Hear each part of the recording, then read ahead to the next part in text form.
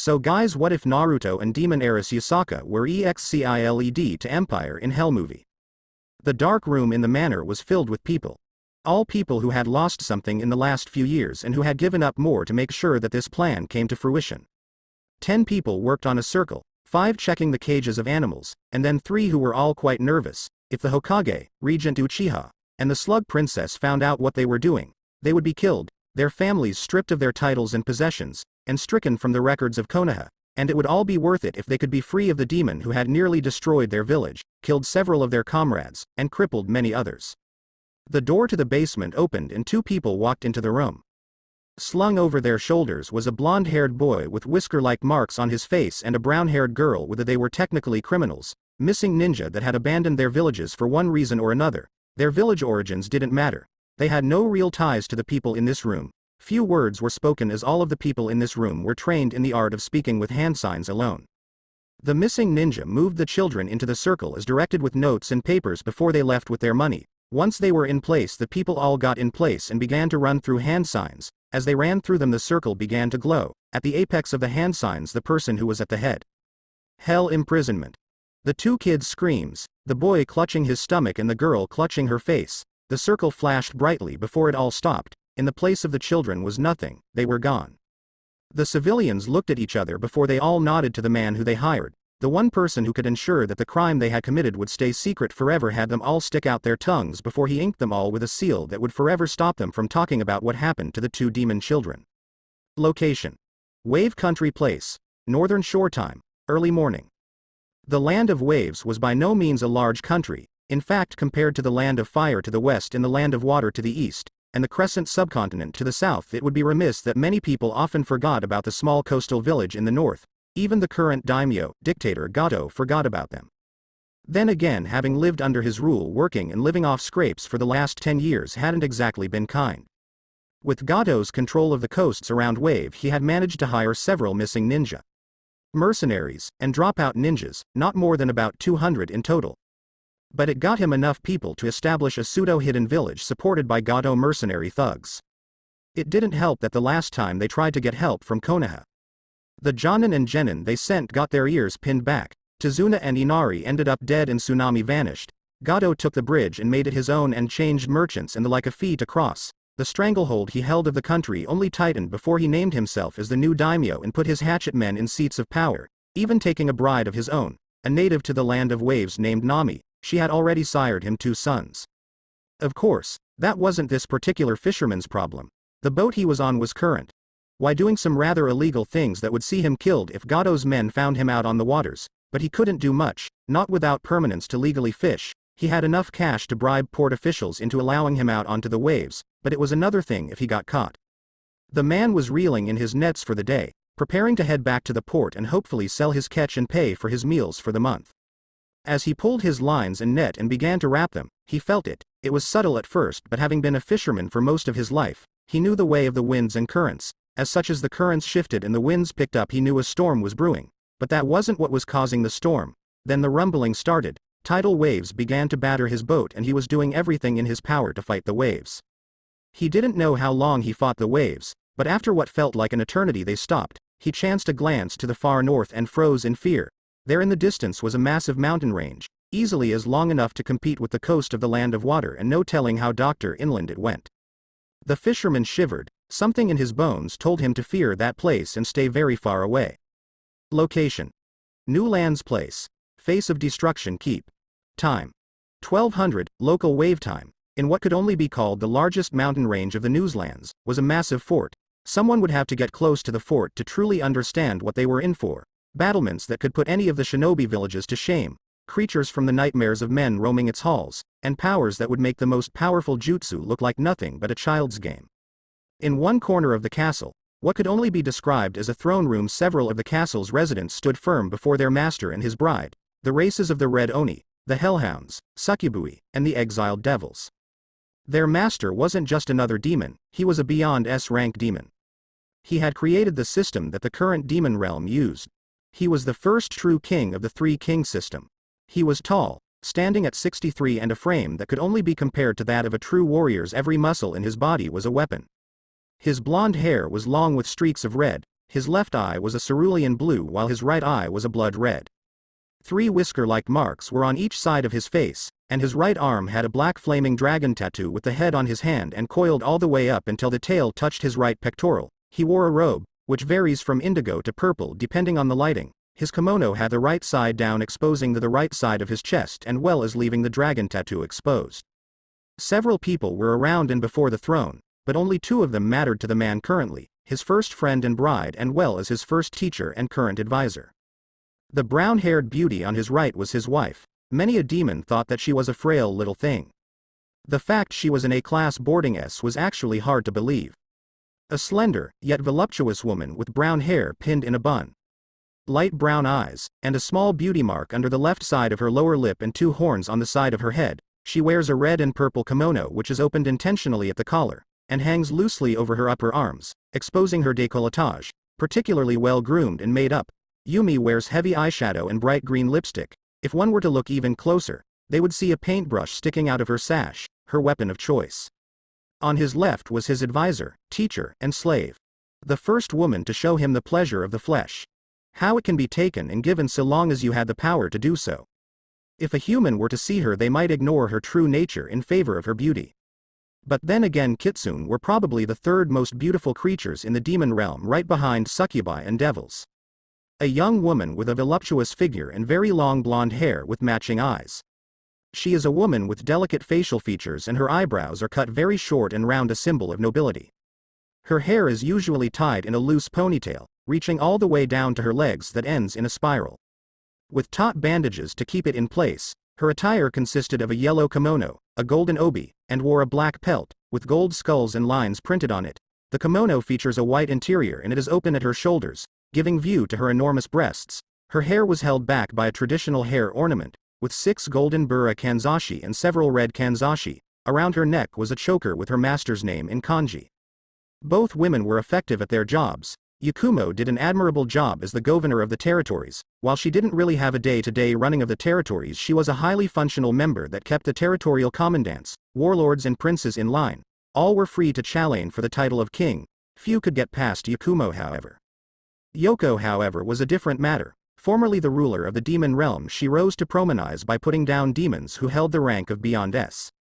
A rank she didn't even have. She claimed her former throne through cunning, manipulation, and patience. Something her new master didn't have. She was a symbol to all who opposed their master. Fight him and you would fall. She also was a surprising wealth of information on individuals, groups, and locations, and if she ever got out of line her master had several ways of reminding her of her place. Yakumo, Yoko, report, said the man sitting on the throne. My lord, it appears that we have been successful in our endeavor. Your kingdom has come to the human world as predicted. I have forgotten how clean the air smells, said the woman with 9 tails, Yoko. Where have we landed? Asked the man leaning forward on his throne. By our calculations, we've landed in what was once the land of ebbing tides, but the land itself sank beneath the waters. Unknown how beloved, said the woman with the horns, Yakumo. It doesn't matter. I'll do to this world what I did to 10,000 territories. I'll conquer them and make them submit to my will, or they will perish like all who have resisted, said the man. Yes, Lord Naruto, said Yakumo, and Yoko the others smiled at their lord. The Queen Succubi Albedo, the Alpha of Alphas Hellhound Luna, the high-class Red Oni twins Nisox and Scanty, the Fallen Angel Stalking, the Queen of the Exiled Devils Rias Gremory, the Queen of Azareth Raven and the Drowned Empress Ophelia, all of the women powerful and capable of destruction of untold levels, all loyal and in love with the first of 3. Just as 1,000 territories had submitted to his might, this world would do the same or it would burn. The keep that Naruto used as his home base once belonged to another demon. A powerful warlord-class demon, Naruto had killed him and took control of the keep for himself. But not before learning a thing or two about the depths of this place. The deepest parts of the keep were only accessible to the highest levels of demons in Naruto's army, the warlords, the false kings, and the princes, but even they may not make it out alive. A title meant nothing to the beasts that spent 10,000 years trapped under this mountain and in complete darkness, killing, devouring, and breeding with each other.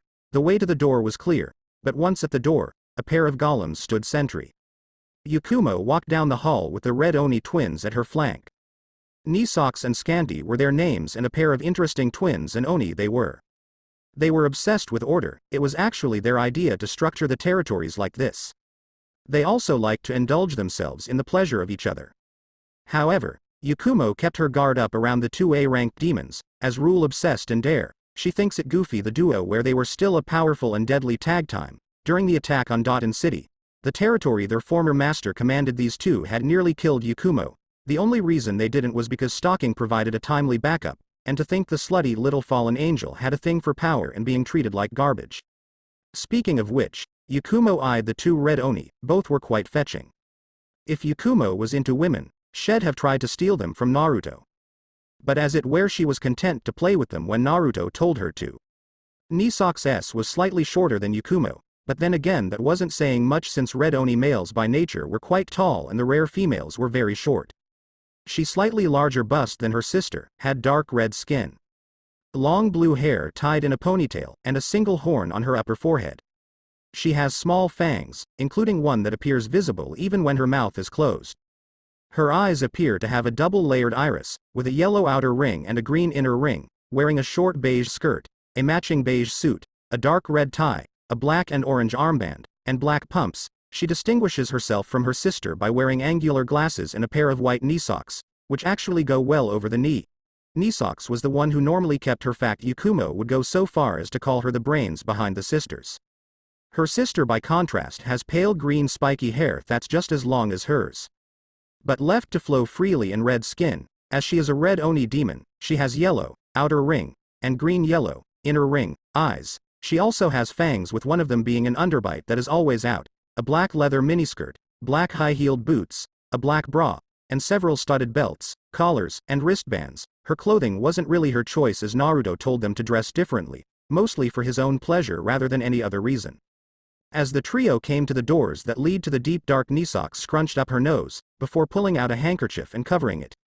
"I still can't fathom why Lord Naruto just doesn't do away with this foul place," said Nisox.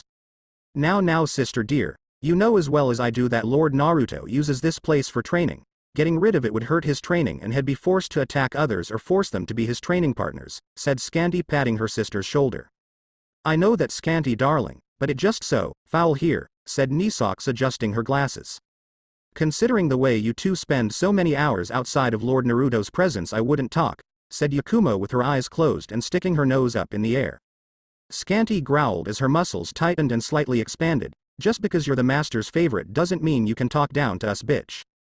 Nisox sighed, before grabbing Scanty's behind and giving it a hard pinch. Scanty jumped and blushed as she returned to normal size. The duo bantered behind her, and Yakumo wondered if Naruto would punish her for killing the two dumb oni sluts. They had their uses, but their nature as oni had them forget themselves more often than not, especially when confronted with a rival or wounded pride. While red oni females tended to be smarter than their male counterparts, they were still quite dumb at times. The barrier on the door faded and the two golems opened the door. All three women prepared for battle, but they lost their stances as Naruto walked out covered in purple blood. His clothes were covered in filth and he looked bored. "I'll have to let them breed for a while and maybe add some new blood to the mix. This last batch was barely a workout," said Naruto. "Should I arrange some of our hunters to go out and capture a few beasts in the outer territories, Lord Naruto?" asked Yakumo. Naruto rubbed his chin. "Do it. Scanty, what is the state of our communications with the 1,000 territories back in the underworld?" There was a bit of a panic when they lost connection with the communication node for several hours. Finger pointing and the like happened and a few small-scale conflicts broke out. Prince Stolas managed to keep Imp City under control while Lady Charlie re-established dominance over Pentagram City, as apparently the three verses went after her. "Do I need to send anyone to help or go myself?" asked Naruto. Scanty shook her head. "No need, my lord." Charlie alongside her group took them out fairly easily, although it did leave a small power vacuum that was filled with Overlord Radio Demon Alistair. "I hope she put Valentino down hard. That pissant has been a thorn in my side for far too long," said Naruto. "I believe he is a moth, sir," said Nisox. Nisox knew she had fucked up the second Naruto's hand shot out and gripped her by her neck and lifted her in the air. Her hands went to his to try and pry his fingers from around her neck, but to no avail. Scanty was about to remove her undergarments and attack Naruto, but she found herself bound to a cross that she knew wasn't there. Yakumo's ability to mind over matter, no doubt. "Did you just try to correct me?" asked a smiling Naruto, almost as if it was a terrible joke. Nisox whizzed out. "Foji me el na tu." Naruto seemed to think about it before letting her go. You can make it up to me by watching your sister choke on my cock tonight while you watch without the sweet release of an orgasm. I am thinking a month with a chastity belt that will keep you on edge. What do you think? Naruto asked, looking at Scanty. She accepts, my lord, cried the two-horned Oni. Yakumo shivered for Nisox. While many would think that Naruto's motives were purely sexual in nature, that couldn't be further from the truth. Torque was a tried and true method to punish and gather information. However, many demons were immune to traditional forms of pain, so Naruto had to learn different styles of torment dependent on the person and race. A good example would be Raven. Raven loved to read. Once she had displeased Naruto, so Naruto took her ability to see. At first she thought it was no big deal until Naruto had demons starting to read very loudly from books in her collection that she herself had not read. Did she start to feel the pain? It took nearly a month, and Naruto only gave it back to her when she came crawling to him on her hands and knees begging to be able to read again. Naruto was effective and true to his word. I assume you came for a reason. You know I hate when my training is interrupted, said Naruto, letting Nisox fall to the ground. Yakumo released Scandy with a wave of her hand, before glaring at the duo. Before they disrobed Naruto, Scandy grabbed a towel and began to dry Naruto off while Nisox opened her mouth to clean his lower head as she used her fingers on herself. While Naruto normally didn't try to seek any of the girls out for sex, something about fighting in the dungeon made him more sexually active. He just assumed that it had to do with Yoko's old habit. When she was his master, she would stick him in there for days or weeks at a time, with a specific goal in mind. Once he returned with the goal completely battered, bruised, and weak, she would take him to her chambers and have her way with him, and he would be powerless to stop her. But that was a long time ago. He wasn't that same weak D-class demon, nor was Yakumo a slave to anyone anymore. Yes, my lord, the water spirits informed Ophelia that a group belonging to Wave landed on the beach. They have set up camp but have gone no further than maybe a mile inland. Naruto gripped Nisox's horn and squeezed it with enough might to creak it. Her eyes rolled into the back of her head as tears fell down her face, ruining her carefully applied makeup. Overwhelming pleasure and pain ripped through her being. It didn't help matters that Naruto refused to allow her to breathe as 15 inches of pipe was blocking her airway. This wasn't about pleasure, this was about dominance and submission. Honestly, the only reason Naruto kept the two red Oni around is because they were both A-rank demons compared to the strongest male of their race, who was only a C rank and barely in the upper ranks at that. Probably had to do with the fact that their father had been a shade. Tell Ophelia to gather a small army. I want to send a message to the ruler of Wave. His territory is mine, said Naruto, pulling his log from Nisox's mouth before pinning her to the, making her stick her backside out. Yakumo bowed her head. I will tell her to meet you in the Black River in 2 hours. Yakumo opened a portal and stepped inside just as her master and one true love sheathed himself inside of Nisox, ripping the moan of a bitch in heat from her throat. As the portal closed, Yakumo couldn't stop the smirk that arose from her lips as her master had his way with those vermin. Location: New Lands Place. Wave Expedition Camps. Time: late evening. A small fleet of boats belonging to the land of Waves, Daiwimo and Melita, were sailing to the new island. They had strict orders to get a foothold. It had only been 24 hours, but Gato had insisted that they make it and get there and claim everything they had to offer for him and his family before others got any crazy ideas, especially the Land of Fire and the Land of Water. The other countries would be amassing expeditions, but that would take weeks. Gato wanted it done now. This is why Momochi Zabuza found himself as the de facto head of this little fleet, with his apprentice and adopted child Haku with him, despite Gato's own goon being the head of the expedition. Alongside the 3rd Squadron of the former Wave, Rebellion-turned-shinobis of Wave Country. The boats pulled up to the beach and began to offload the supplies for a camp. By the time the sun was setting, several tents, a guard rotation and cooking pits were set up. Zabuza and Haku had their own tent closer to the center of camp, but it would be several hours before dawn and before anyone got any sleep. One of the first things Zabuza learned of exploration into new and unfamiliar territories was the need for security.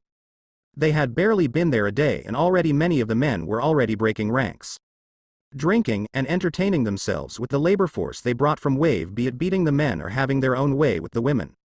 It annoyed Zabuza to no end, but with Gato offering protection to bloodline users and the entire Hidden Mist Shinobi Revolutionary Force, including his old friend and crush Terumi Mei, who was currently pregnant with her 4th child, one of the conditions for moving the rebellion to Wave was that all the near-extent bloodlines would get their pick of location for clan compounds and the people to help repopulate their clans. Zabuza ignored it all and closed his eyes. He had been on patrol all day and wanted to relax, or rather he would relax if it wasn't for Haku moaning in her sleep. One of the annoying things about the silent killing technique is that he had to train his 62 frame to not only move quickly and quietly but also his ears for him to find a person just by the subtle change of breathing or the beating of their heart. As Zabuza was moving to a peaceful slumber, the tent flap was opened. Haku rose before him and a senbon was thrown at the person who entered. It was a young child who was spared from a very painful death as Haku aimed for a grown man's chest level. The child squalled before Haku gasped as she got out of her bunk, dressed in only her sports bra and spats. "Forgive me, young one. I thought that you were one of those hoodlums trying to hurt Zabuza-sama," said Haku, kneeling before the young boy.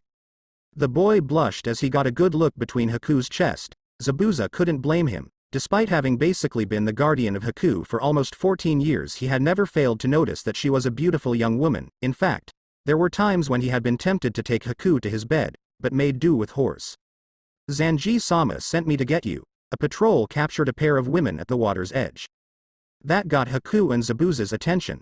They were the closet group to the new lands, so for people to already be here was troubling. Quickly dressing and grabbing their weapons, they ran to where the men were gathered and saw several of them gathered around a pair of women. One was wearing a white dress with her veil pulled back, revealing that she was hauntingly beautiful. The other one was the one that caught Zabuza's attention. She was beautiful, almost a match for Mei in the body proportions department. Her eyes were black as the darkest parts of the ocean. Her hair was pixie cut with the left side handing to her shoulder. She wore a top and skirt that were ripped in several places but seemed to still perfectly hide everything that she had to offer. What caught Zabuza's eye was that this woman's heartbeat or lack thereof. He could pinpoint everyone within 200 meters of himself, but not this woman or her counterpart. "Zabu bro. Glad you could make it," yelled the young merc leader Zanji, a Jonin level missing ninja from Cloud. "Zanji, took quick to look at a woman and not consider the danger she could possess," said Zabuza. Zanji grinned and threw an arm over Ozbuza. "Come on bro. You hang out with a prime piece just hanging off your every word, and you telling me Toy don't have blue balls unless you've been dicking her down every night," said Zanji. Zabuza and went to the sword on his back, making Zanji back away laughing.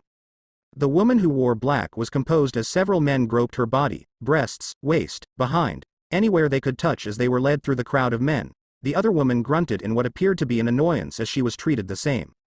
"Well, no matter, you can take a turn bro, after I have a taste," said Zanji, licking his lips. "Before you do that, I would like to offer some words to you all," said the woman.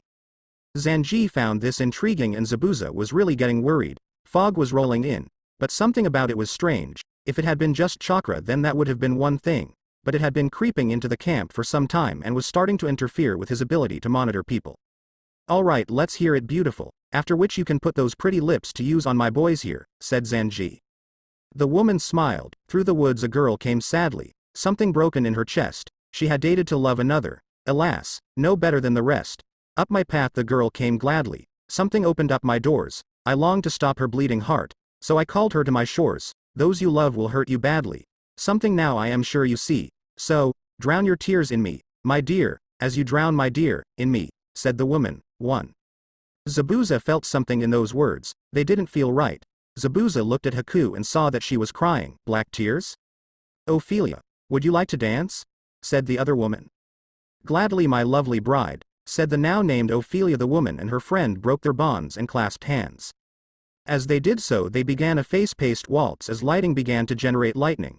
Zabuza, Zanji, and Haku all jumped out of the way instead of getting stuck. Zabuza pulled out his sword.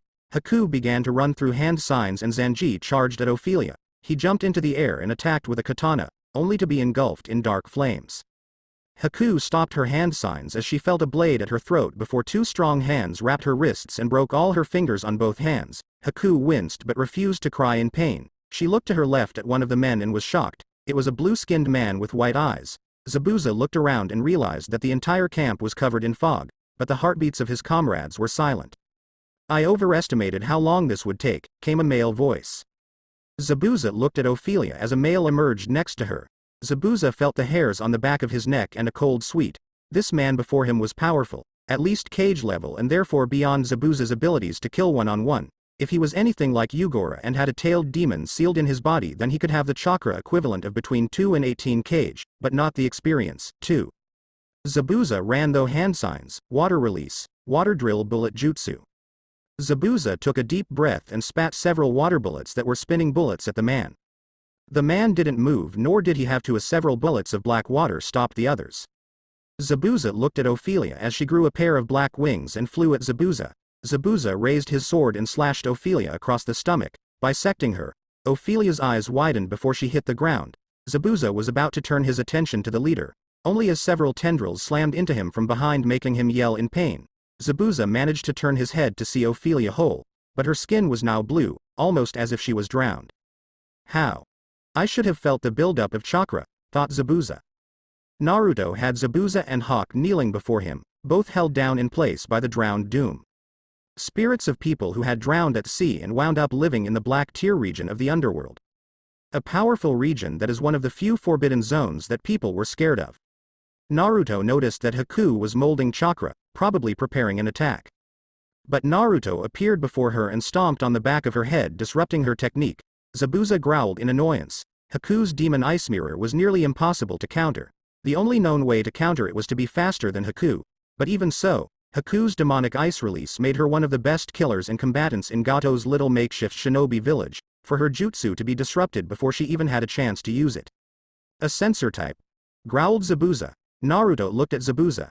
I have no clue what a sensor is. The skill to sense spirit and yokai buildup is actually fairly common and easy to obtain. In fact, it's practically a must if you want to live in the demon realm. Zabuza and Haku both felt that fear runs through their bodies. Few demons roamed the shinobi world, but everyone knew one thing aside from Uchiha Madara, Senju Hiroshima, and the late 4th Hokage Uzumaki Irashi. No one had the power to beat a demon one-on-one. What should we do with them, Naruto? Asked Ophelia. Naruto looked at them. Take them to Raven and call Medusa. I smell Yuki Onna on the girl, and Berserker on the man. Let's see what we can get out of them, said Naruto. Ophelia nodded and began to issue orders to her gravediggers. Naruto looked towards the land of waves. If this is the level of resistance we can expect, then Wave will be mine in a day, said Naruto. Ophelia smiled. Can I govern the country? I'll do you one better. I'll leave whatever Raven and Medusa do to those to you. Make sure to keep them on a short leash, said Naruto. Ophelia smirked. Yes, master. Naruto turned away and began to walk back to a portal that was opened. A small girl groaned as she slowly came to. She looked around her surrounding. She was in the mouth of a cave. She was covered in a large sheet and next to a small fire. There was also a container with water in it. She looked out the mouth of the cave and saw that it was clear and warm outside, but the sky was purple with several yellow clouds. She saw a few trees off in the distance, but the bark was black and the leaves were red. The girl frowned. Even in fall and winter, most trees in the land of fire didn't lose their leaves nor change colors. Oh, good, you're awake. I thought you'd never wake up with that knock you two to the head, came a voice from deeper in the cave. The girl turned to the other end of the cage and saw a boy, probably the same age as her, with blonde hair and whisker marks. Across his back was a makeshift spear across his back and a makeshift stone knife that was caked in dried blood. The girl froze in fear. While the boy was the same height and age as her, she knew what a knife was used for. She looked around, before jetting out of the cave as fast as her legs could carry her. Hey, wait. It's dangerous out there, yelled the blonde boy. The girl didn't listen and kept running. She didn't make it very far before she fell to the ground and coughed. She cursed her weak body and wished that she had a powerful one like her sensei's prized student Hyuga Hanada. She had never been the most physically fit girl. She was barely allowed outside of the Kurama clan compound, let alone their lands and into Konoha. She caught her breath and looked up in time to see a spider that was the same size as her with its fangs bearing down on her. The girl froze and felt her bladder give way. Before the spider could pierce her with its fangs, a spear was jammed into one of its eyes. The spider shrieked in pain as it used its front legs to try and dislodge the spear from its face. As it was busy, the boy scooped her up with surprising ease before taking off in the direction of the cave. 1. The spider gave chase, but ultimately stopped as he neared the outer edge of the cave. It seemingly glared at the two, before heading off in another direction. What were you thinking, dummy? Yelled the blonde, dropping the girl on her rear end. Ow! Yelled the girl as she rubbed her rear end. Hey, what's the big idea? You run out of the cave and all I did was say you're awake, yelled the boy. Well, excuse me for being in fear of my life because someone is holding a knife and a spear, yelled the girl. Sorry, but I don't exactly have kunai and explosive notes. I am only an academy student in my second year.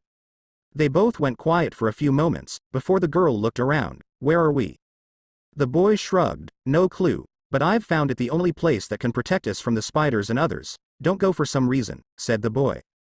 Others? Asked the girl. Yeah. Spiders are weak. Seen something that looked like a big dog kills it with one bite, but I can't really kill them yet and I only know 4 jutsu, said the blonde. What jutsu do you know? The replacement jutsu and the transformation jutsu, but I am not very good at either. Old man Hiruzen taught me the Konoha sword jutsu and the leaf shuriken jutsu, but both take a lot of chakra and concentration to use and I am not good at them.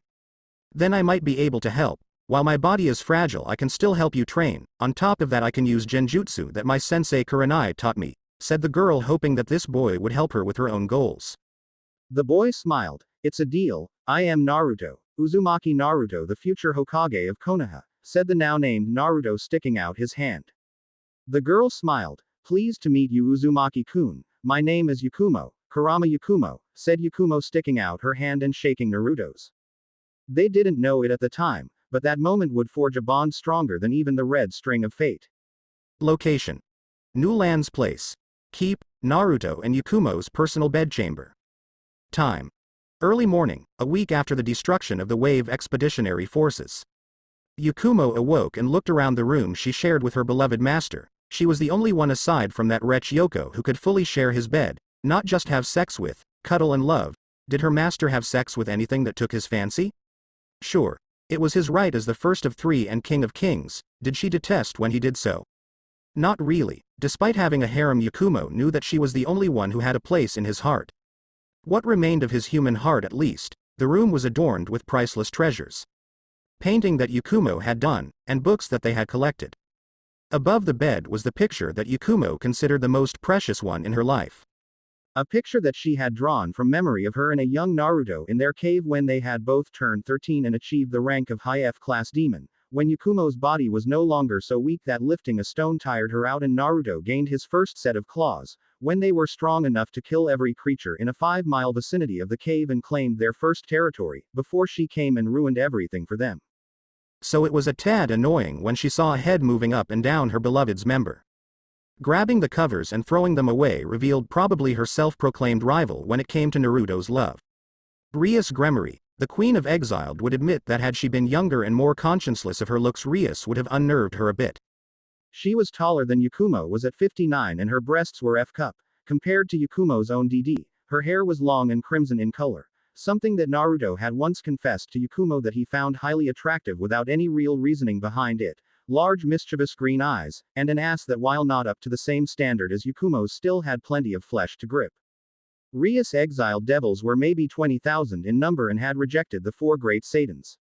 One of which was Rias' brother Searsex. This had come about when Rias refused to be the broodmare to the youngest Fennec's son. She had run away and sought protection under Naruto's banner. Even the 4 Satans wouldn't have waged war with Naruto at the time, despite him only controlling 467 territories when this happened. Instead, Naruto sought out the Phoenix clan, liberated all of those enslaved, put the youngest son to death and gave the others a choice: bend the knee or die. All were too prideful except the youngest child, Revel, who, if memory served right, was Rias' left-hand woman and was currently pregnant with the offspring of a half-dragon. But that was neither here nor there. Rias, why are you in Master Naruto's bed when he didn't summon you? Asked Yakumo, mildly annoyed that she had this woman keyed into the protective barriers. Rias stopped her praise of her master's lower head and rose to her full height before lowering herself onto it and moaning. Yakumo was now in a foul mood and would not be ignored. She was about to destroy this little girl when Naruto's hand grabbed Yakumo and forced her own lower lips to Naruto's mouth before he began to toy with her. Yakumo tried to suppress a moan, but it was useless with how skilled her master was with his fingers and tongue. She was putty in her master's hands, so she allowed the pleasure to take her away to that place she had been many times. After an hour or so in the trio laying in the bed, Yakumo looked at Rias. I haven't forgotten about you coming here, now speak. I am curious as well, Rias, and it better be a good reason, or I'll have your head, said Naruto, his right eye glowing. But isn't sex a good enough reason, my master? Asked Rias, batting her eyelashes. You know that sex isn't the end-all be-all for me, it's just something to pass the time between battles, said Naruto. Rias sighed before she got up as she pulled on a pink Seitho robe and a pair of panties, before taking out a pair of glasses. Very well, master, as instructed. I was monitoring the situation in Wave. I am actually surprised that you've been playing with your food lover, said Rias as she adjusted the tablet in her hands and looked at some papers. Fear is a good spice, chuckled the master of 1,000 territories in good yet dark humor. Gato is in a right panic, all right. The network we managed to establish has said that he's calling in all the favors and resources he can get his hand on, but a majority of underworld figures are reluctant to get involved in what is clearly a national matter as Gato claimed our land as part of Wave. Over the last week he has made it clear that he plans to take our home by force, chuckled Rias. Interesting. I figured he would send everything he has to the island and attack, but he's much smarter than I gave him credit for, said Naruto, thinking that a thug like Gato would only think with his dick, his money, or his thugs that he called muscle, too. Why didn't you wait till the meeting to confirm this with the others? We have a lot we need to discuss, including if we want to bring all 5 million members of the 1000 to this world, said Yakumo. Because I missed Master's aura, and besides I am sure he'd be willing to fuck a pair of school girls. Akino-chan and I have some cute outfits that could turn a saint into a sinner, said a smirking Rias. Oh right. That was another reason Rias annoyed Yakumo. She was always trying to tempt Naruto with sex. Naruto enjoyed sex. Most beings in power did, but not to the point where he craved it every single day. He could go weeks without touching a woman and still not have problems. Sometimes she wondered if Rias was just a repressed slut from her own fictional story that couldn't even get the one guy she liked to pin her down and fuck her as a woman would. You're dismissed, Rias. Return to me when properly called for or you'll spend the night in the care of Medusa. Speaking of which, got check on my project that Medusa is working on and report back to me when we have our meeting, said Naruto. Rias shivered and bowed her head. By your command, Lord Naruto, said the red-haired Queen of Exiles before vanishing. You should give those women so much freedom, Naruto, said Yakumo. Are you worried they'll replace you one day, Yakumo? Asked Naruto, grabbing her by the chin. Yakumo blushed and looked away. I worry that she'll try and kill you, Naruto. It took years for us to reunite. I don't want you to get soft sitting on your throne, said the psychic demon. I conquered 200 territories looking for you. I burned cities, killed men, women and children and committed acts that even other demons called me a monster for. All because you were taken from me. It took 20 years to gather enough power to put Yoko in her place and take control of her territory and another 10 to find you. Once you were by my side, I refused to ever allow you to be taken from me again. Challengers came and I had to do more to keep you by my side. Now here we are 100 years removed from that day you woke up in that cave. Does it seem like I've gone soft, my love? Asked Naruto. Yakumo shook her head and cuddled up to his side. No, my love, but I still fear what they will do if they ever think they have an opening and clear path to the throne, said Yakumo. Let them come and try. As a king, those risks do exist for me, said Naruto. Master, please allow me to handle Gato in your stand. I am sure the other kings need reminding that you are still the first and most powerful, said Yakumo, hoping that her bold words would distract from her blushing and quite nervous looks. Very well, Yakumo, I am putting you in charge. Take a bodyguard and a group of shades as bodyguards. You are going to give Gato the choice to join our kingdom or die. How you do it is up to you, but do not return without wave underfoot, said Naruto. Yakumo nodded and bowed to her master. It will be done, my master, said Yakumo, getting up to leave only to be pulled back into bed. Master? Naruto smiled at her. I fucked you and Rias because you were there, but before you leave this chamber, I am going to remind you that no matter what, I will always love you. Yakumo and the others are just means to an end, said Naruto. Yakumo opened her mouth to protest, to tell him that he couldn't love just one woman, that he needed to bind all those others to his will through his glorious power and love. He needed to sire heirs to carry on his work if he died, but all that melted away as Naruto kissed her fully on the lips, short and tender, loving and wanting. Yakumo wrapped her arms around her master, her lover, her best friend, and let this rare moment where they could just be Yakumo and Naruto carry over to the lovemaking. She ripped apart his back with her nails but didn't feel his back healing. He was actively suppressing his healing. He wanted her to know that as much as she belonged to him, he belonged to her as well. Location: New Lands Place. Keep, Medusa's lab time. Mid-morning, a week after the destruction of the Wave Expeditionary Forces. Rias walked into the lab of the one woman who seemed to be immune to Naruto, although that probably had to do with the fact that she was a raging homicidal maniac and was bonded to Naruto after she tried to take his throne. Instead of killing her, he let her live and told her she could always try again later. That had been about 32 years now, and every time she tired she lost. Medusa Gorgon was a woman who Rias honestly did not like at all. She was an evil woman who did evil things, those considering. She was a demon that should be a surprise. She stood around the same height as Rias, with long blonde hair that was twisted in the front of her body in a spiral braid. Yellow eyes, a black body-length suit with a hood, which extends downwards to her knees. The hood itself is adorned with an eye-like marking upon either side which, interestingly, when worn in addition to the shape of her hair, gives it the appearance of a snake's mouth. with teeth and fangs. It is notable that she is barefoot when not in disguise, with a unique toenail and fingernail polish that is black featuring yellow arrows pointing upwards, and 2 snake-like tattoos on her arms. 3. She was currently working on her computer and didn't bother looking up from what she was doing. "What do you want, Fire Crotch?" asked Medusa. Rias ignored the jab. "I came to see the results of your experiment." Lord Naruto was busy with Lady Yakumo. Medusa barked out a laugh. "He sent you away from his bed. I may not be Naruto's biggest fan, but that was a good idea. You'd probably give him an STD with how often you fuck Dragon Boy." Rias blushed at the jab to her sex life. It was something of an unwritten rule.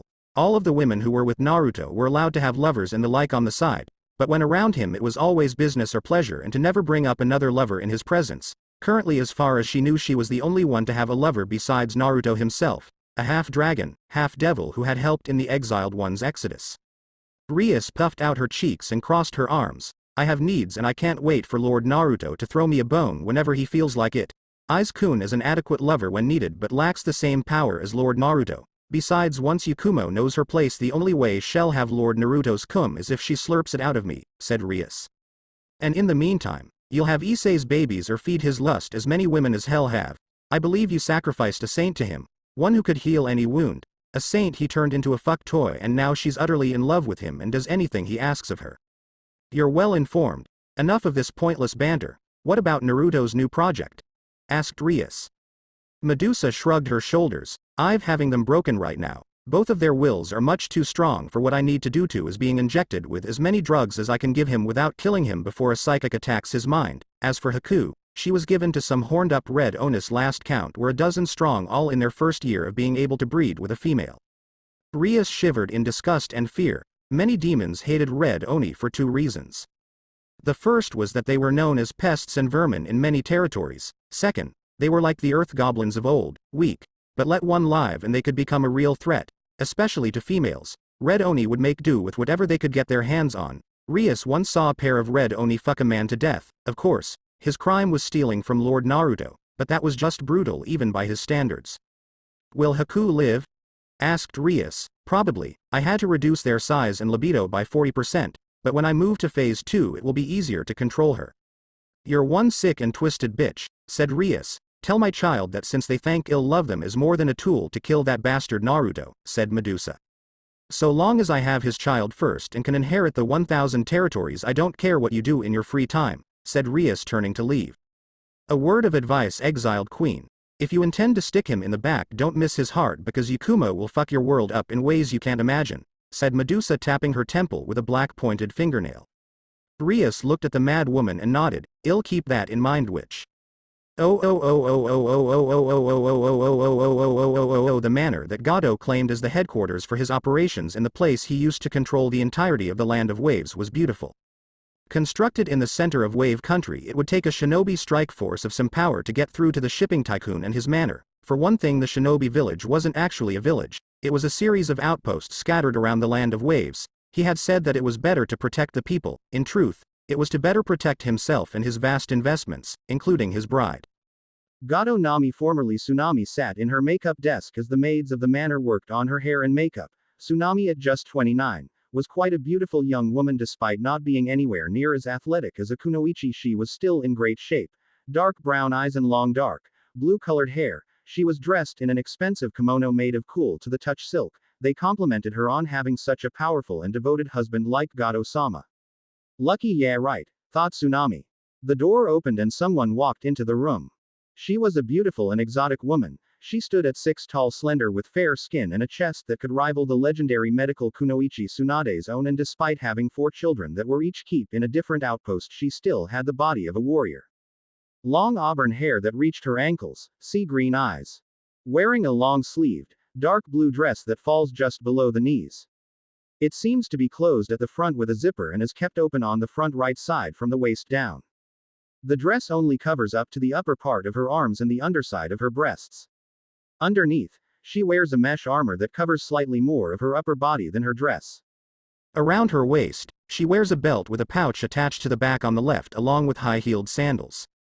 Shin guards reaching up over her knees, dark blue nail polish on her fingers and toes, and is usually shown with purple lipstick. This woman was Terumi Mei, the Wave Shinobi commander. a title Gado came up with since he felt that Wave didn't need an independent shinobi village that was allowed to do as they pleased. If anything, Mei was Gado's attack dog, and she was damn good at it. The handmaidens stopped what they were doing and bowed to the woman who smiled at them. Namikage-sama, said the two women. Nami-sama, said Mei bowing to the woman. Terumi-sama, maid, please leave us alone for a moment. I would like to talk to Terumi-sama alone, said Tsunami. The two maids bowed and left the room. Tsunami turned to look at Mei. I thought that you'd be too busy to attend this meeting. It's been several months since you have come to the manor, said Tsunami. Gado-sama made it clear that all his military advisors and ministers are to attend this meeting. Honestly, if I had a choice, I'd be planning my next move against the Mizukage, considering I still have several shadow teams over in Mizu, said Mei with a shrug of her shoulders. A mere day ago Gado had received a letter telling him that in 24 hours an emissary from the King of Kings would arrive to hash out terms.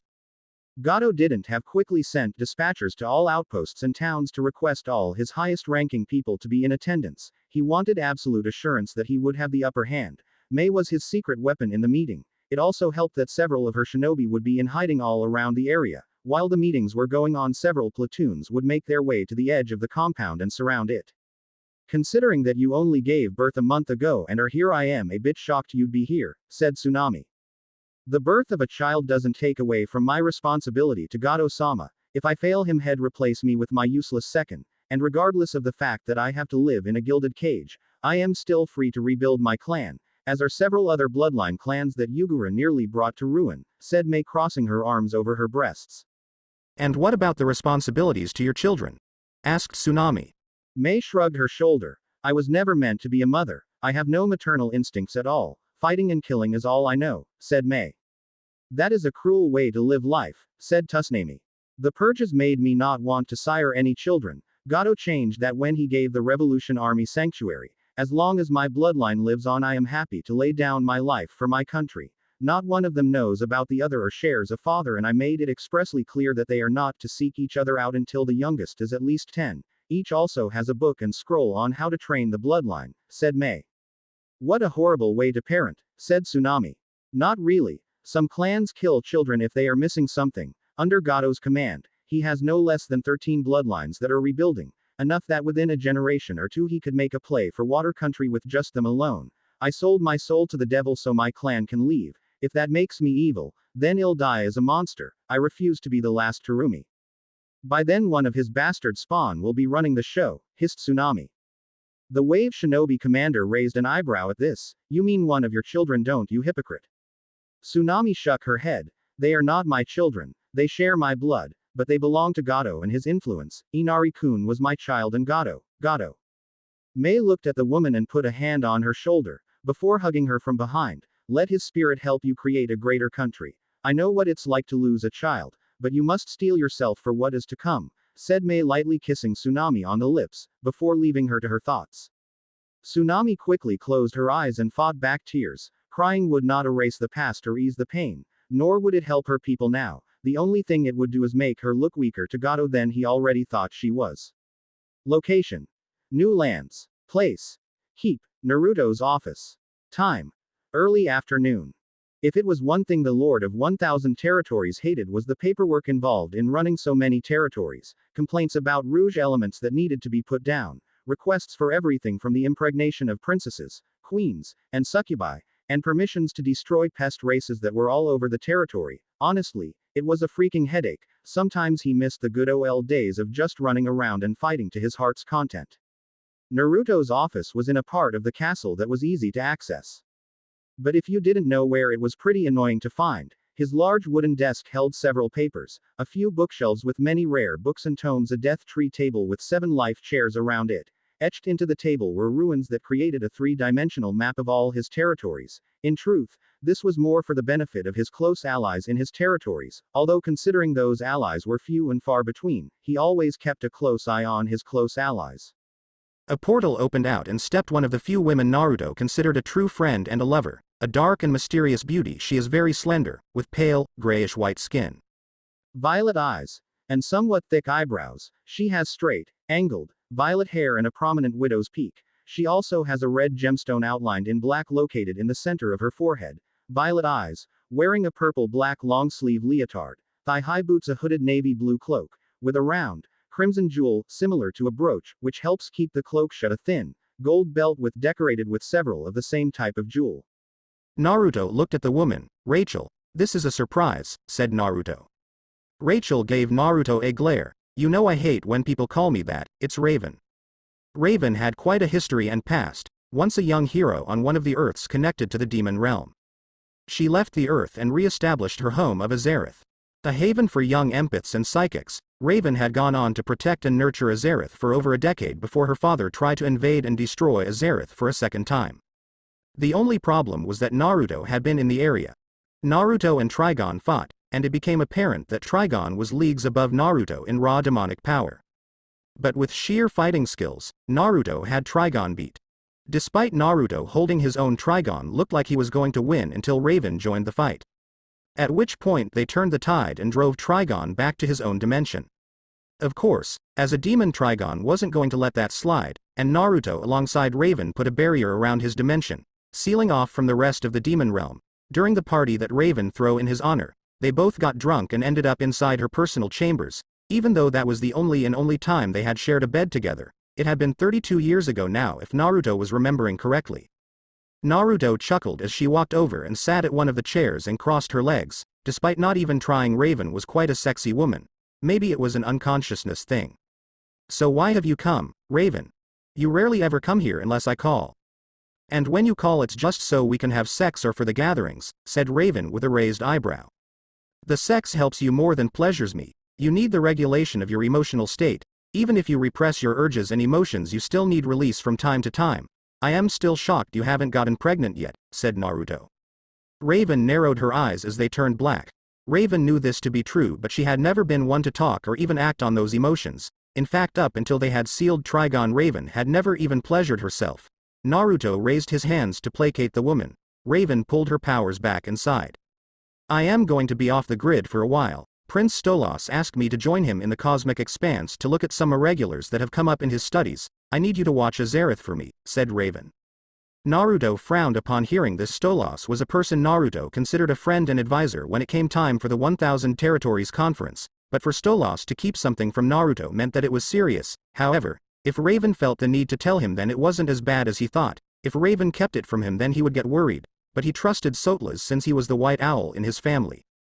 Do I need to be worried that 2 of my vessels didn't tell me something is happening? Asked Naruto. Raven shook her head. I owe you a debt that can never be repaid. In some ways I love you, but I am not in love with you. I can say the same thing, but you're here on business, so what's this thing with Stolas? Asked Naruto.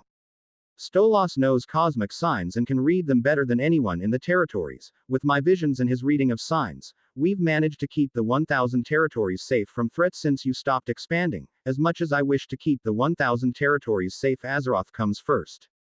I understand. Please be safe. Despite how it may seem, I do care for you, Raven.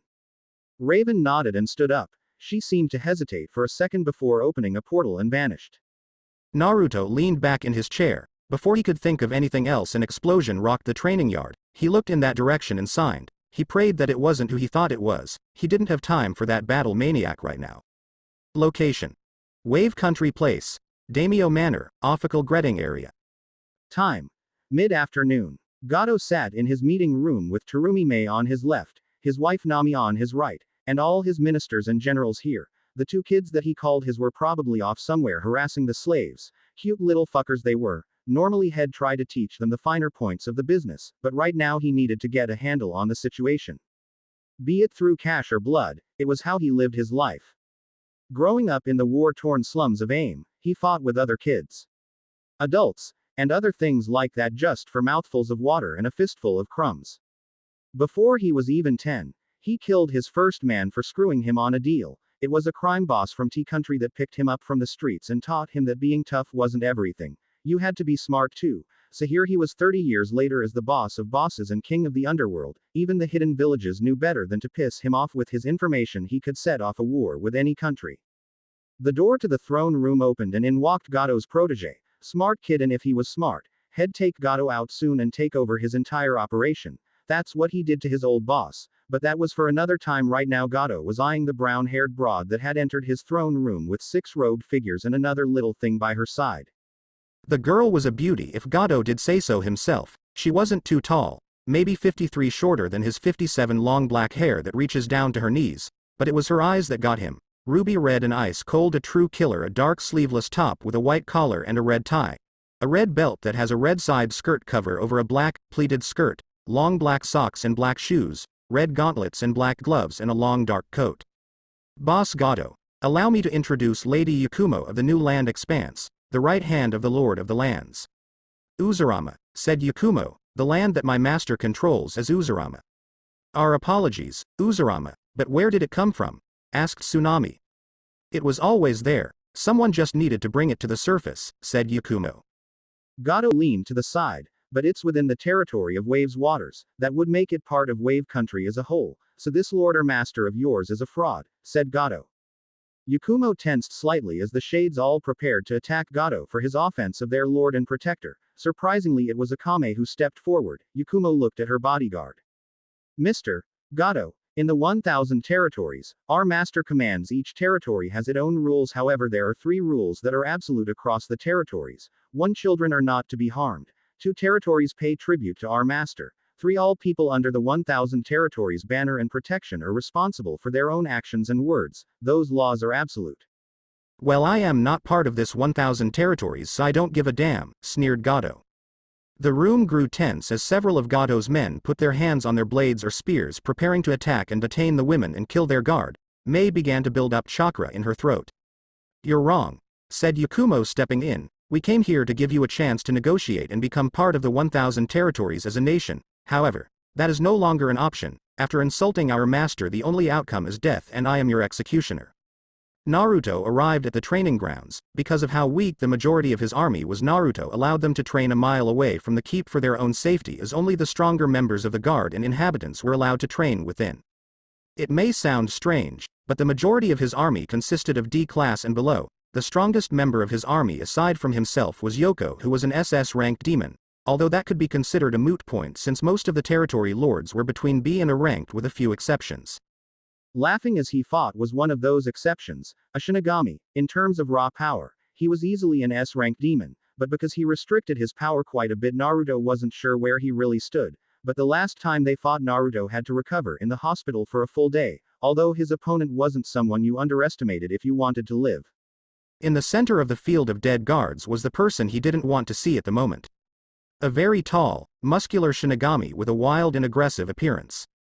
He has a long face with high cheekbones, enlarged canine teeth, and pronounced, hairless brow ridges. He has green eyes and stringy black hair reaching to the middle of his back. A noticeable trait in his appearance is a long, thin scar running down the left side of his face and across his left eye. The standard, black shiakusho, with the addition of white bandages across his midsection and a short-sleeved haori with ragged ends on the sleeves and back flap.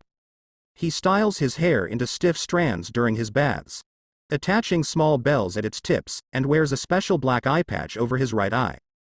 During his first battle with Ichigo, the eye patch is more elegant, having a gold-like lining and a chain as one of the straps. He also wore a black choker necklace. The eye patch didn't cover his eye because he was missing it.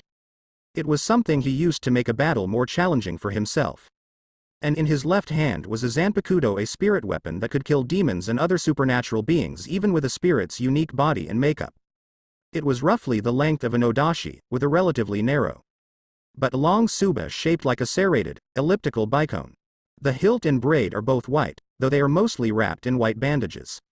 As is his sword's brown saya, the blade is chipped and seemingly worn down upon its edge. Despite its appearance, it can easily cut through most objects. This man had a code of honor that revolved around combat and battle. Outside of those two things, he wasn't much of a threat to anyone. He was a perfect weapon and was used when his other battle-hungry generals went too far. Kenpachi Zaraki was not a man you crossed. Something Naruto found out the hard way when he first met the battle-crazed man 20 years ago. Their fight in the West District of Rukong was the stuff of legends. Of course, that was if the West District ever recovered. "Hey, fishcake!" yelled a young voice that Naruto knew quite well. Naruto looked to his left, and sitting on his shoulder were he not expecting this would have freaked out seeing the young girl next to him. A very small, young girl with pink hair styled in a long bob cut, dark pink eyes, and a perpetual blush on her cheeks, wearing a black shahakuso and a patch that read Vice Captain on it. In her hair was a crossbone hairclip on the left side. On her side was a kodachi, but in her hands it might as well have been a sword. Naruto was not fooled by this girl. Despite her size, she was easily an A-ranked demon. Hello Yachiru-chan. I thought the 11th army was in the far plains putting down a rebellion that the count asked for help with, said Naruto. That was 2 years ago. We've been drifting from territory to territory. Don't you check your messages, said Yachiru. Has it really been that long? Anyway, I have assistants to handle that stuff. If it needed to be brought to my attention they would have, said Naruto. Yep, and Kenny was disappointed in the power of your guard and decided to whip them into shape. That is if they ever managed to make it past one swing of his sword alive, said Yachiru. Naruto honestly didn't care that about those weaklings. He had no personal connection to them. And it would make it hard for him to care. His guard was mostly made up of C and B ranked demons. All command positions were filled with high B to low A class demons, while all of the territorial commanders and his personal council, staff were all mid-tier A to high S in power. However, it would be quite annoying if he had to ask for his territorial commanders to help his staff out with their personal guard if this kept up. They were quite relentless when it came to favors owed to them. Is everything okay, master? Asked Yoko, appearing out of a pillar of blue flames.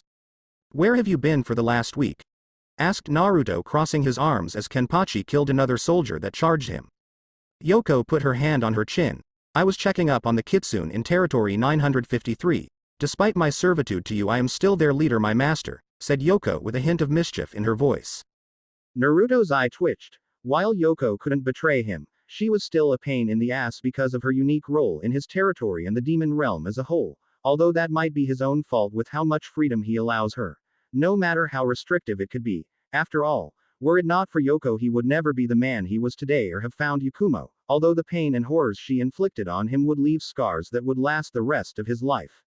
An explosion brought him out of his mussing as Zaraki killed another 20 men. At this rate, Kenpachi would wipe out a good deal of his men, and with the way he was acting, it implied that the region they were dispatched to wasn't up to his usual liking, but they had been deployed to that region for well over a year, or according to Yachiru drifting for 2. He would have to get with Kenpachi about it after he settled down. Are you going to handle it, my lord? Asked Yoko, tilting her head slightly. I am going to have to. At this rate, hell destroy the keep. It would be a pain in the ass to have to fix this, said Naruto, shrugging his shoulder. Yeah.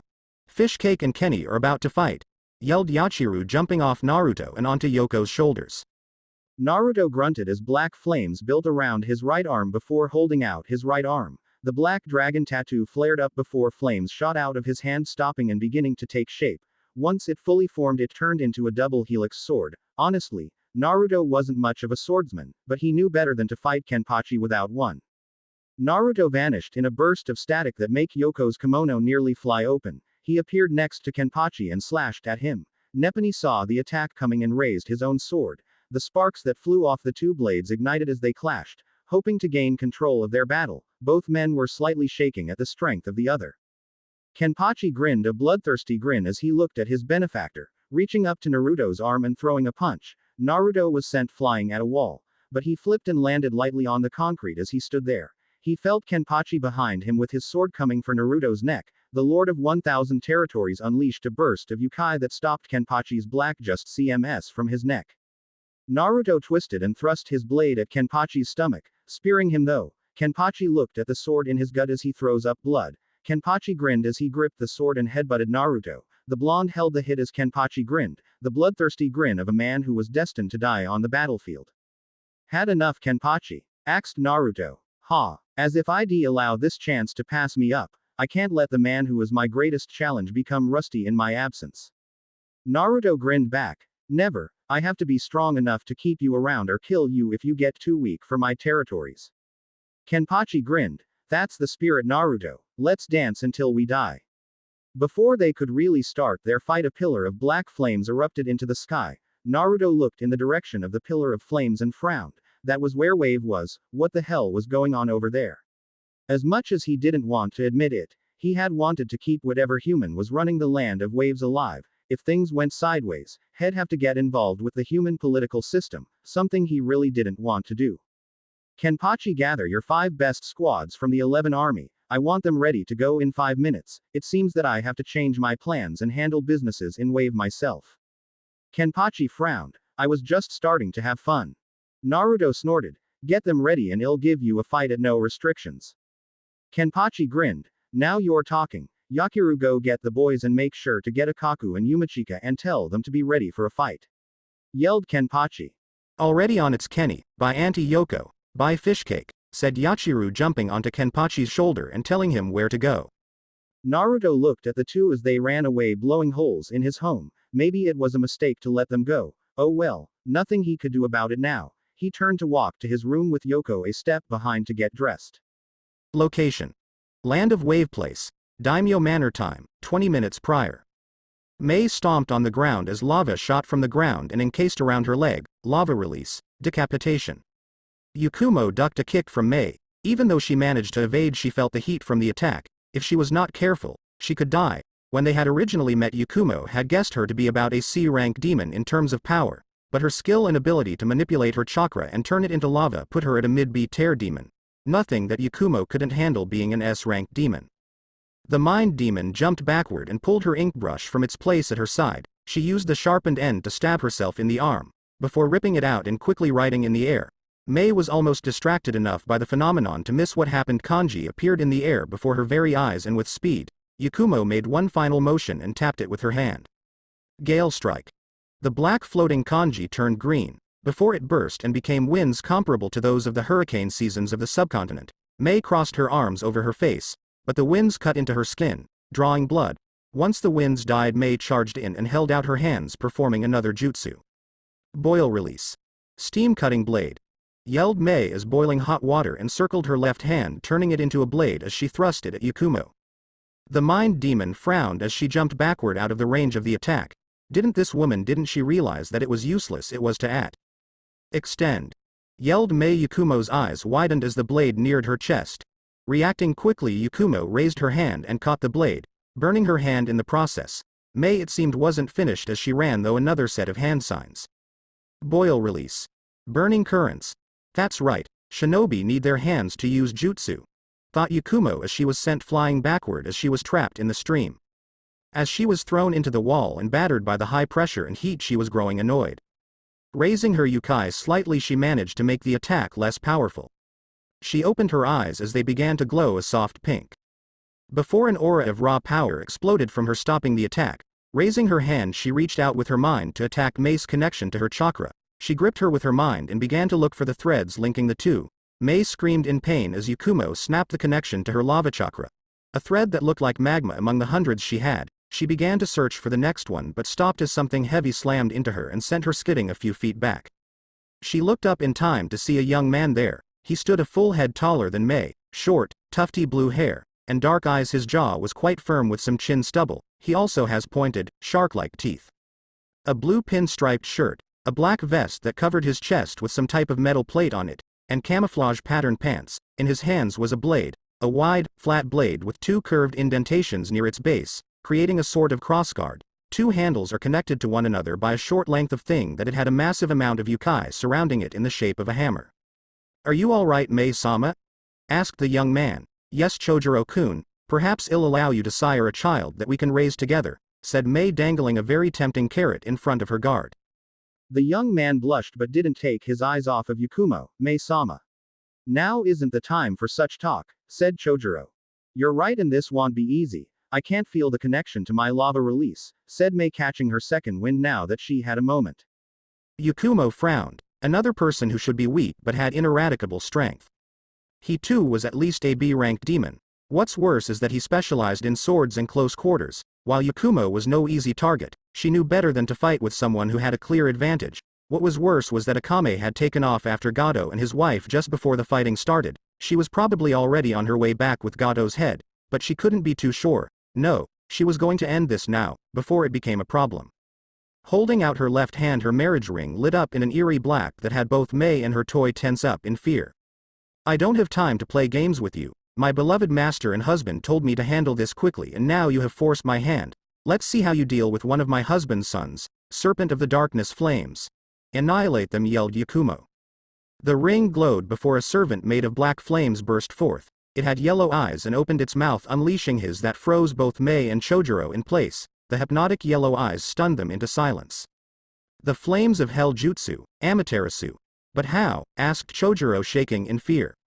The only person in the entire elemental nation that could use the black flames of the underworld was Uchiha Itachi, and even he didn't have this level of control. All knew of the black flames, and the serpent flows at them with speeds that could rival that of only the fastest of Jonin. Chojuro snapped out of his and raised his blade above his head, forming a shield as Mei ran through a hand sign. Earth release. Great dome. Earth, concrete, and steel covered the duo. Pointless, said Yakumo as the serpent bared down, opening its maw and attempting to swallow it whole. Yakumo closed her eyes as she reached out with her mind again. She could feel the duo inside struggling to hold back the sheer force that was this serpent. Of Kraus, it was pretty weak compared to the millions of siblings that it had. It only existed to do as much damage as possible before it expired. She felt the burn on her finger as the serpent tried to stay connected by absorbing her yokai. That was not to be the case. She was the master, and it was just a mere slave that her husband gave to her for protection. Such a disobedient pet needed to be punished. Detonate, said Yakumo as she vanished in a burst of static. Yakumo appeared in the sky as if standing on solid ground. She watched as the serpent glowed, before exploding in a spectacular fashion. The pillar was so large that she couldn't see the top of it. Surely Naruto would have noticed it, but she had other things to figure out. Reaching out with her mind, she connected to Akame. Akame-chan, said Yakumo. Yes, Yakumo-sama. Did you kill Gado? Asked Yakumo. Hi. I took his head with little issue from his security forces. I also captured the woman since she was a non-combatant. The shades went after those they could, but at least 5 ministers got away, should I presume? Asked Akame. Yakumo looked down at where Mei and her toy were. Both were out, not dead, but close. Reaching out with her mind, she tethered their souls to their bodies using her own yokai. No, also, summon the healers. We have wounded high-priority targets, said Yakumo as she landed near the duo. Hi Yakumo-sama, said Akame before she killed the connection on her end. Yakumo reached out for the weapon and picked it up. It was heavy and so unwieldy. Looking closer, she could see the makings of demon skin and bone used in its construction. About the only thing she could tell, its abilities were completely unknown to her. She looked in the direction of Uzurama and felt Naruto's power. Her beloved was on the move. He would be annoyed with her, but that was fine. She did as she needed to do. She would also have to speak with Medusa. If such weaklings had power in the mid-B to uppers, then they needed to be found. For now she would have to clean up this mess before her beloved came. The things she did for love. Location: Uzurama Place, Uzurama Imperial Palace. Time: late evening. A day later, 24 hours later, all those who had been captured had been brought to the Uzurama Keep. Sorry, Uzurama Imperial Palace, a name that was quite quickly catching on if Naruto was honest with himself. Chojuro was currently in the dungeons. Mei and Tsunami were bound and kneeling before Naruto as he sat on the throne.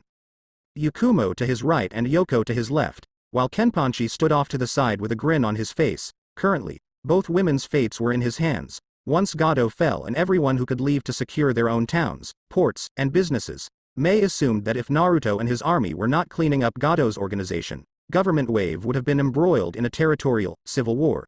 Despite this going on, Mei could not help but worry about the fate of her clan. Do not worry about your children. The 11th has strict orders to spare civilians, especially children, said Yakumo. Mei's eyes widened. How did you know? What was I thinking? I am the most powerful psychic demon in the 1000 territories. Sorry, in all of Uzurama, and the only psychic who is stronger than me that I know of as the second king of the 3 kings. So Naruto-sama, what is the next step? Asked Tsunami. Will you take us as captives? Make us slaves to your men? Or turn us into concubines for your own pleasure? Mei frowned. Tsunami may have been resigned to the fate of a glorified slave, but Mei would fight like hell and go down fighting before she allowed herself to be turned into a cum bucket. During her life as a kunoichi, she had come close several times but had always managed to evade the fate all kunoichi feared, being used as a forced breeder. Yoko snorted. Lord Naruto has no need for humans. You'd be brain dead before he was even close to satisfaction. When he chooses to unleash his full lust, it is a thing of beauty. I trained him well, said Yoko as she grinned at Tsunami more than Mei. Tsunami blushed as she imaged the strong lord before her doing that to her. While she had been with a few men thanks to her late husband, she also knew that none were as handsome and strong as the one before her. Yoko, enough, said Naruto. Yoko smiled and bowed. As you command, my master. Forgive my advisor. She has a way with words, said the blonde demon lord. What will you do with us now, my lord? Asked Mei sarcastically. Naruto grinned. While I don't have a need for either of you in my bed, I need someone to be my spokesperson on the world stage, at least until I am ready, said Naruto. Ready for what? Asked Tsunami. To make this world my own, said Naruto. Tsunami and Mei looked at each other. He didn't just say take over the world, did he? Thanks for watching.